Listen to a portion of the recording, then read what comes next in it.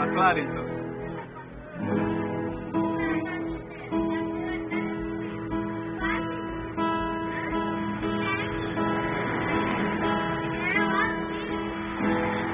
Eu estava ali, com o copo na mão, assistindo o jogo, cheio de tesão, sabe, entrevistando a Clarice Falcão.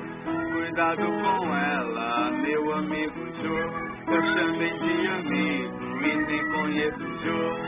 Eu sonhei com ela, tinha um furacão, não tinha Clarice, mas tinha um falcão.